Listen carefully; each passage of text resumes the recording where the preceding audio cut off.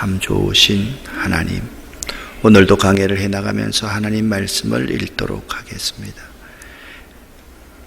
에베소서 3장에는 바울 자신의 사도직에 대한 간증과 아울러 그리스도의 사랑에 감격하며 무릎을 꿇고 기도하는 내용이 언급되어 있습니다. 그리고 하나님의 긍휼을 받았듯이 이방인들에게도 똑같은 구원의 은총이 임하게 된다는 복음의 진리에 대해서 교훈하고 있습니다. 1절, 2절 말씀을 보면 자신이 직분을 받은 것은 하나님의 은혜였다라고 고백을 합니다. 1절, 2절을 세번역 성경으로 함께 읽어보겠습니다. 그러므로 이방 사람 여러분을 위하여 그리스도 예수의 일로 갇힌 몸이 된 나 바울이 말합니다. 하나님께서 여러분을 위하여 일하도록 나에게 이 직분을 은혜로 주셨다는 것을 여러분은 이미 들었을 줄 압니다. 아멘. 신앙생활을 하다 보면 몇 가지 중요한 단어를 우리가 발견하게 됩니다. 은혜라는 단어, 믿음이라는 단어, 평강이라는 단어, 사랑이라는 단어, 이 네 단어를 생각을 하게 됩니다. 이 네 단어에 우리는 항상 유의하며 살아야 되는데, 우리 자신을 겸손하게 만들 수 있는 가장 중요한 단어 가운데 하나가 뭐냐 하면 은혜라는 단어입니다. 바울은 이렇게 2절에서 고백합니다. 내가 여러분 이방인들을 위해서 직분을 받은 것은 하나님의 은혜입니다. 그것을 나도 알고 있고 여러분들도 알고 있습니다 라고 이야기를 합니다. 자신이 이방인을 위해 그리스도의 사도로 부름받았음을 상기시키면서 자신이 받은 사도직을 하나님의 은혜라 이야기를 합니다. 바울은요, 자신이 다메섹 도상에서 부활한 예수 그리스도를 만나고 회심을 하였습니다. 사도로 부르심을 받은 것은 자신만을 위한 것이 아니라 이방인의 복음을 전하기 위한 하나님의 택한 그릇으로 하나님의 섭리였음을 강조하고 있습니다. 여기서 경륜이라는 단어와 섭리라는 단어가 서로 긴밀하게 연관되어 있는데요. 이것은 하나님의 광범위한 계획 속에 이방인을 구원하기 위해서 자기 자신 같은 사람을 하나님께서 구원하셨다라는 사실을 고백하고 있는 거죠. 여러분은 내가 하나님의 은혜로 직분을 받았다고 믿습니까? 그렇다고 한다면 내가 어떤 중한 일을 한다 할지라도 우리들은 일도 교만할 수가 없는 자임을 알아야만 합니다. 여러분은 여러분을 향한 하나님의 섭리와 경륜이 무엇인지 아십니까? 나는요, 내가 하고 싶은 대로 이 자리에 서 있는 것이 아니라 하나님께서 갖고 계신 장기적인 계획에 의해서 내가 목사가 되었고 여러분이 집사가 되었고 권사가 되었고 장로가 되었다라는 사실을 받아들여야만 합니다. 그렇게 될 때 나 위주로 사역을 하지 않게 되는 거예요. 하나님이 시키시는 그런 일만에 내가 충성하고 순종할 수 있는 자가 될 수 있는 것입니다. 바울이요, 이 직분을 맡았는데, 이방인을 위해서 복음을 전하기 위한 직분을 맡았는데 이것이 계시의 내용이었다라고 아주 구체적으로 이야기를 하고 있습니다. 3절과 4절 말씀을 같이 읽어보겠습니다. 하나님께서는 나에게 그 비밀을 계시로 알려주셨습니다. 그것은 내가 이미 간략하게 적은 바와 같습니다. 여러분이 그것을 읽어보면 내가 그리스도의 비밀을 어떻게 이해하고 있는지를 알게 될 것입니다. 아멘. 여기 계시라는 것은요, 이런 것입니다. 이렇게 감춰져 있는데, 감춰져 있는 것이 조금씩 밝히 드러나는 것, 그것이 계시입니다. 여기서 비밀이라는 것은 계시라는 말과 아주 연관이 있는 그러한 단어인데요. 숨겨져 있는 하나님의 계획과 섭리를 가르치고 있습니다. 에베소서 2장 14절 말씀, 지난 장에서 보면 그리스도의 십자가 속죄로 말미암아 유대인과 이방인 간의 장벽, 이게 담이 허물어지고 다 같이 믿음으로 하나님의 백성이 된다라는 것이 비밀입니다. 이 바울은 이 비밀을 어떻게 알게 되었는가? 하나님이 감추어 놓았던 것인데, 이렇게 감추어 놓았던 것인데, 감추어 놓았던 것을 나에게 조금씩 드러내 주셨기 때문에 알았던 것이지, 그 비밀을 알게 된 것도 내가 알게 된 것이야. 그것도 하나님의 은혜임을 그렇게 분명히 밝히고 있습니다. 믿음을 갖는 것도 하나님의 은혜이고, 내가 믿음을 갖고 사명자가 되어서 그 직분을 감당하는 것도 하나님의 은혜였음을 고백하고 있다라는 겁니다. 여러분, 이런 교리가요, 반복되는 것 같지만 왜 중요한지 아십니까? 우리가 신앙생활을 오래 하다 보면요, 신앙생활에도 굳은 살이 배기기 쉽습니다. 굳은 살이 배기면요, 처음에 예민하던 그런 부분이 없어지고 자꾸 그냥 일반화시켜서 신앙생활을 하기가 참 쉽습니다. 지금까지 해오던 우리 교회의 관례, 지금까지 해오던 교단의 관례, 그런 것들이 틀렸다는 것이 아닙니다. 관례를 따르다가 보면 거기서 심각한 약점이 발생합니다. 하나님의 말씀이 힘 있는 사람의 편리에 의해서 왜곡될 수가 있기 때문에 우리는 처음에 말씀드렸던 하나님의 은혜, 믿음, 사랑, 평화, 이런 단어를 날마다 명심하면서 살 수 있어야만 되는 것입니다. 여러분, 내가 예수 그리스도의 비밀을 받은 자임을 여러분은 알고 계십니까? 여러분은 하나님의 계시를 받았습니까? 그렇다고 한다면 하나님의 계시의 내용이 구체적으로 어떤 겁니까? 엄청난 신비한 이상한 것을 보는 것을 하나님의 계시라고 말하는데, 오늘 3장 5절 6절 말씀에서는 이렇게 말씀을 하고 있습니다. 5절 6절의 말씀을 함께 읽어보겠습니다. 지나간 다른 세대에서는 하나님께서 그 비밀을 사람의 아들들에게 알려주지 아니하셨는데, 지금은 그분의 거룩한 사도들과 예언자들에게 성령으로 계시하여 주셨습니다. 그 비밀의 내용인즉 이방 사람들이 복음을 통하여 그리스도 예수 안에서 유대 사람들과 공동 상속자가 되고 함께 한 몸이 되고 약속을 함께 가지는 자가 되는 것입니다. 아멘. 여러분, 여기 굉장히 중요한 내용이 있습니다. 그 비밀의 내용이 무엇입니까? 이방인들이 복음을 통해서, 예수 그리스도를 통해서, 은혜를 통해서, 믿음을 통해서 하나님의 지극하신 사랑으로 말미암아 그리스도 예수 안에서 유대인과 이방인들의 장벽이 허물어지고 하나님의 자녀가 되어서 하나님의 유업을 공동으로 상속자가 되는 공동 상속자가 되고요, 함께 한 몸이 되고 약속을 함께 가지고 이 약속을 이루어가는 자가 된다라는 사실입니다. 이것이 그 비밀의 내용입니다.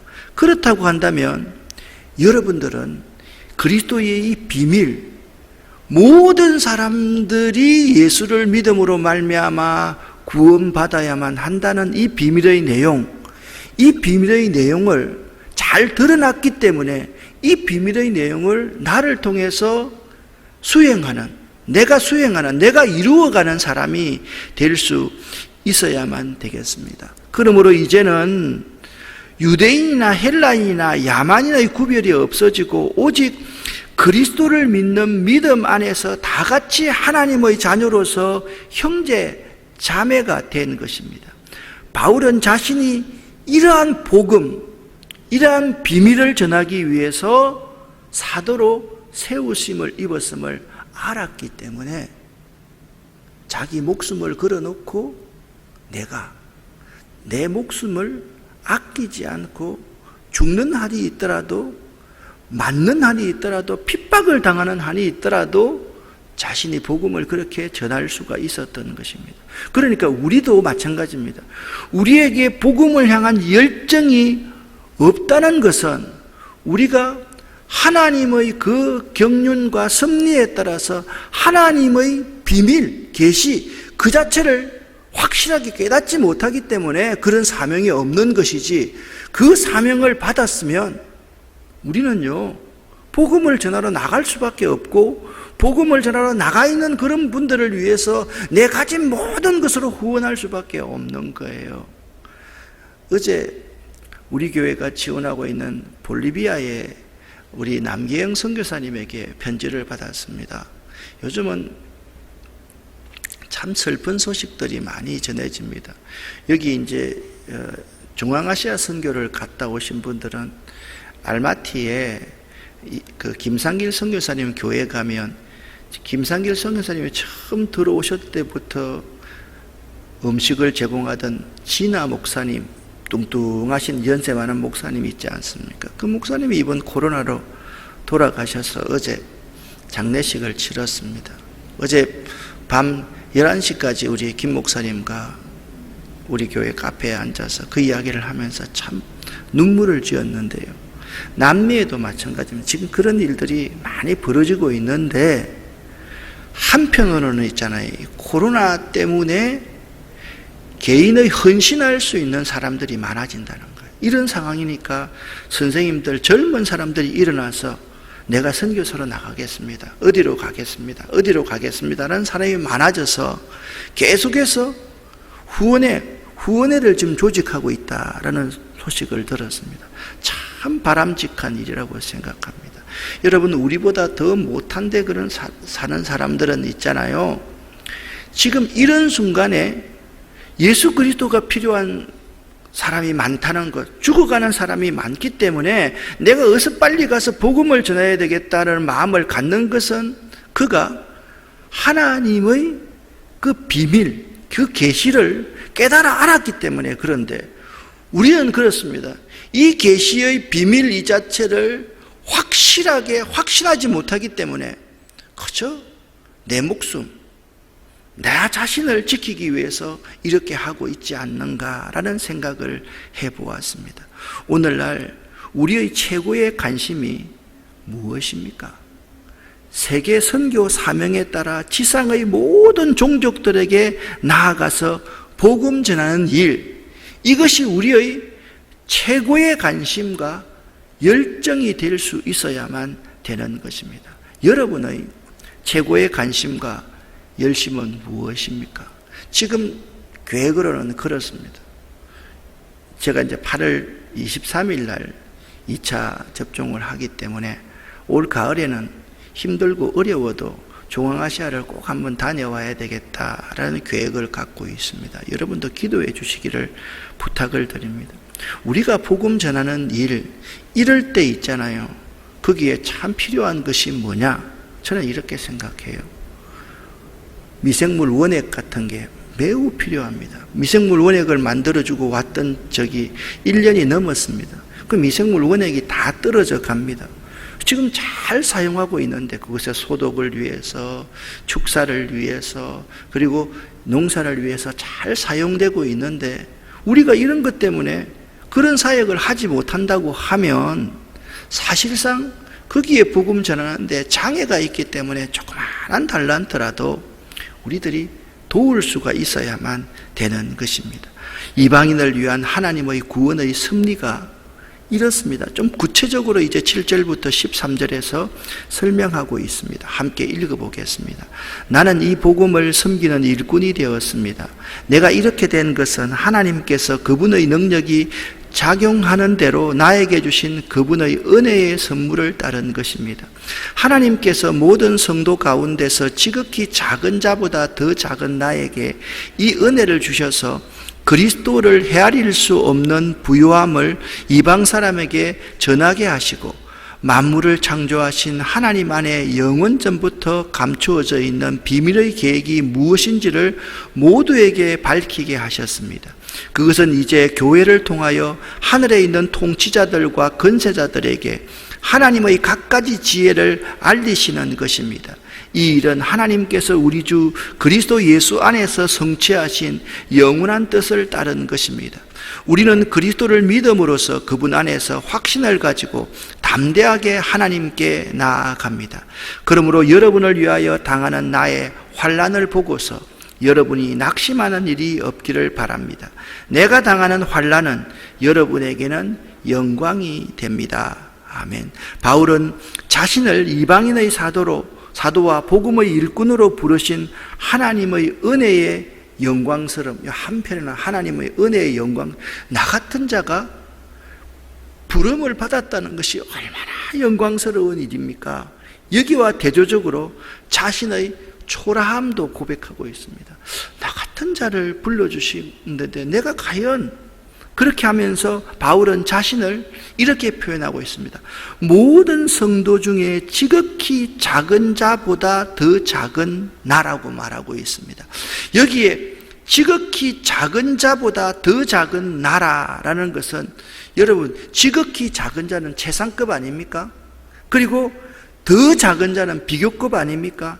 자신에게 하나님의 비밀을 깨닫게 해주셨다는 사실을 이 최상급과 비교급을 사용함으로써 자신이 측량할 수 없는 사랑의 높이와 깊이를, 그 하나님의 그 사랑 때문에 내가 이 일을 감당할 수 있다, 이 부족한 내가 그 일을 감당할 수 있는 것이 얼마나 영광스러운 일인지에 대해서 깨달아 알고 있는 것입니다. 18절과 19절 말씀을 좀 당겨서 함께 읽어보겠습니다.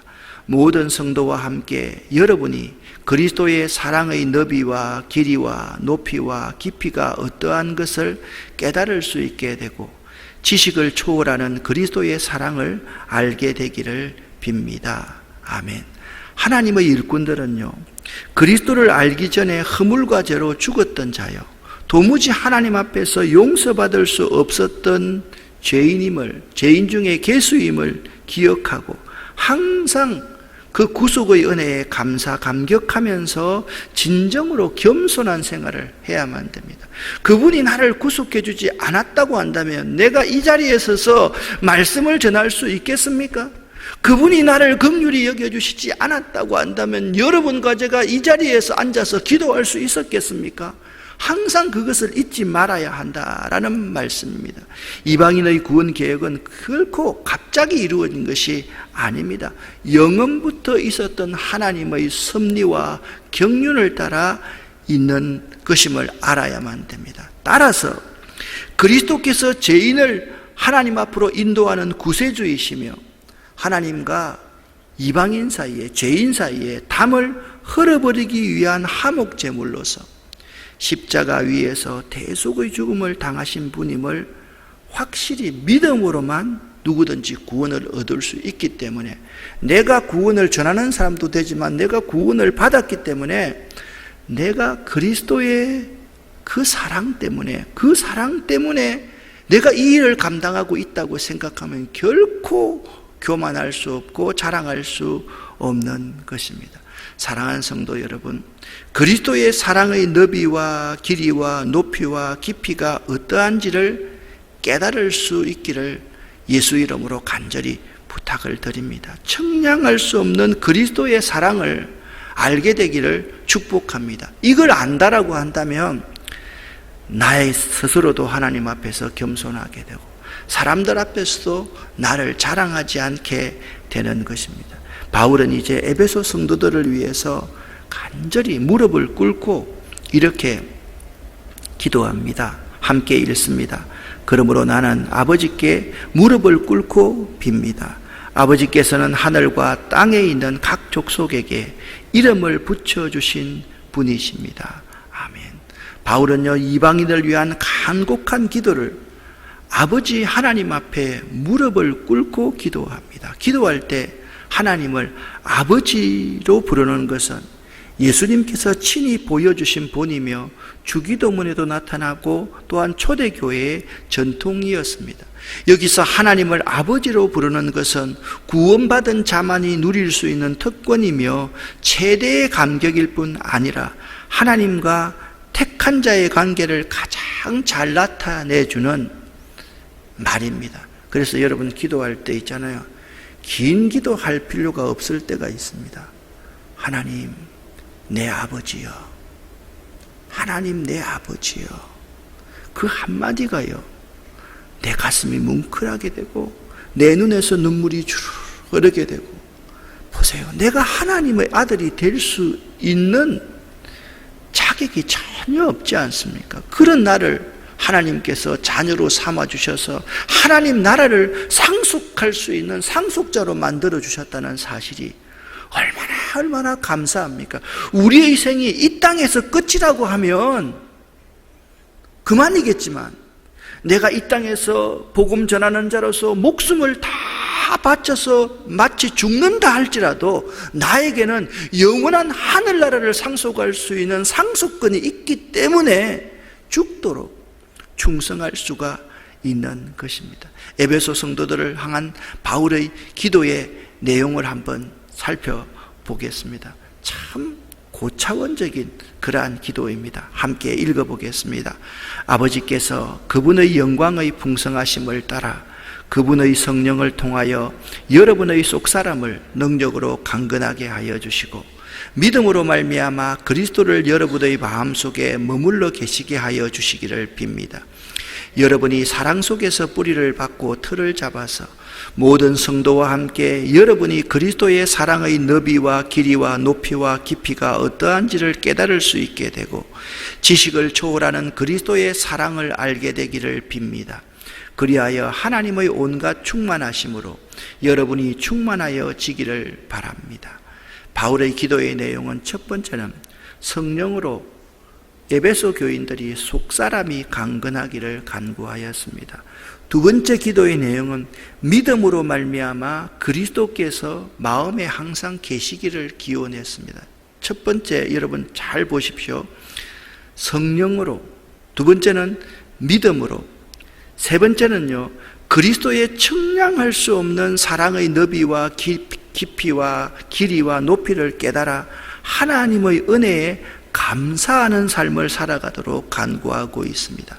결국 사도 바울은요 이방인 모든 성도들이 하나님의 은혜와 그리스도의 사랑과 성령의 인도하심을 따라 자신들이 구원받은 사실을 감사하며 늘 믿음으로 승리하는 풍성한 삶을 살 수 있도록 간절히 기도하고 있는 것을 볼 수가 있습니다. 한번 따라합시다. 하나님의 은혜와 그리스도의 사랑과 성령의 인도하심을 따라.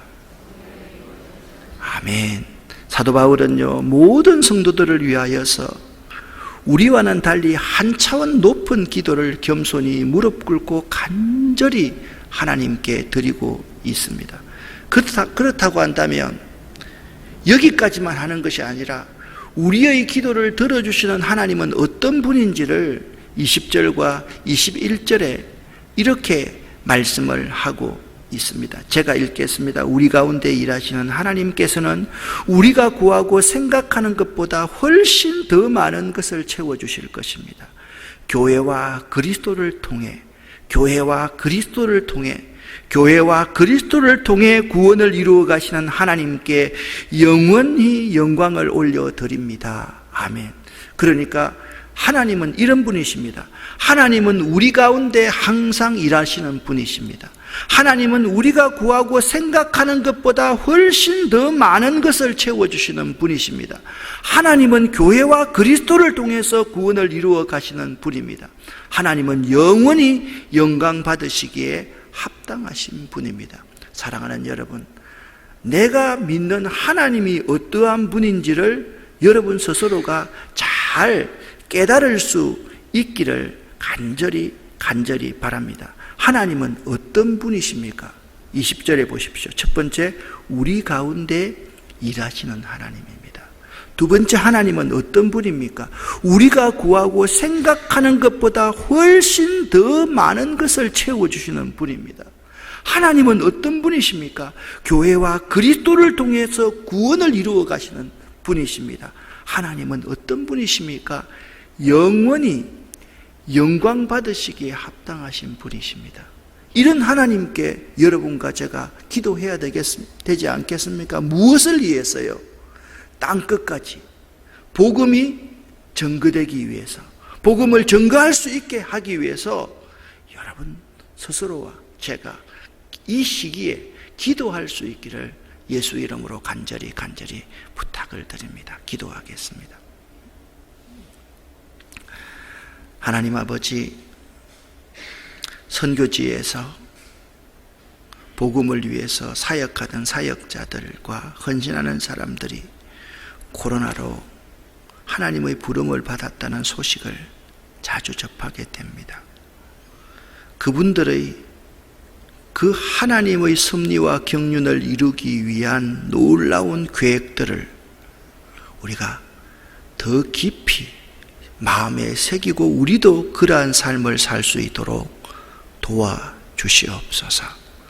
땅끝까지 복음을 전하는 이 일을 위해서 우리가 하나님의 은혜로 부름을 받았음을 결코 잊지 않도록 도와주시옵소서. 은혜, 믿음, 사랑, 평강, 이 네 가지의 단어 잊지 않도록 도와주시옵소서. 오늘 이 새벽도 기도하는 우리 모두에게 하나님 은혜를 알게 하시고 굳센 믿음을 갖게 하시고 사랑으로 행하게 하시고 주님 주시는 평강이 넘칠 수 있게 도와주시옵소서. 예수 그리스도 이름으로 축복하옵고 간절히 기도 올립니다. 아멘.